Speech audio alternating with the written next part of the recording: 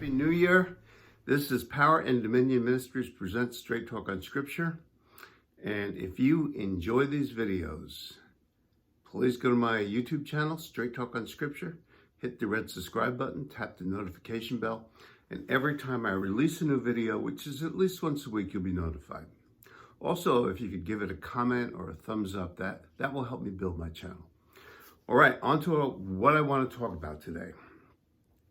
In John 14:3, Jesus says something like really cool. He says, I'm going to go now, and I'm going to go to be with my Father in heaven, and I'm going to go prepare a place for you, that where I am, you may be also. And so you're thinking, like, why is that even important? Because in the garden, it was made clear that it's not good for a person to be alone.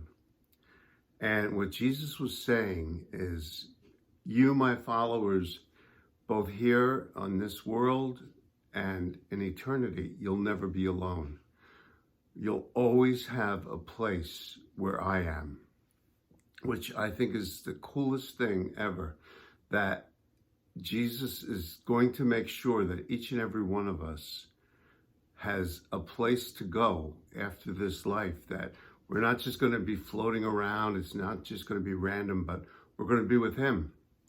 We're going to have a home together.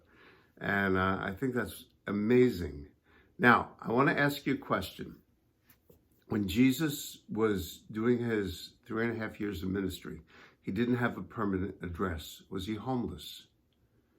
Another question. When Abraham left the place where he was born and went and he sojourned and lived in tents, was he homeless?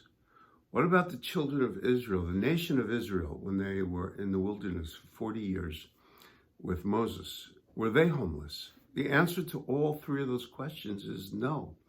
They didn't have a brick and mortar home with a foundation and a roof.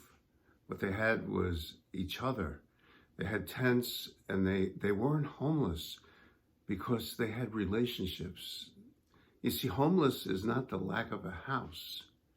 Homelessness is the lack of relationships where anybody cares about you. And this new year, I realize we can't all take someone in and, go find a homeless person and invite them into our house. And we'll never solve the homeless problem that way. Because remember, what I said is homelessness is not the lack of a house. It's the total lack of anybody who cares about you. And so this new year, what we can do is we can just spread kindness. When you see somebody who is in lack of all things, when you see somebody who has obviously no one that cares about them, just take a moment and extend some kindness. If you belong to a church, like my church is Living Water, invite people that obviously need some love. Invite them to church, and then make a special effort to extend kindness and love and respect to them. We can't solve everything, but all of us can do something. Well, just something to think about. Remember, with Jesus, there's always hope, there's always love.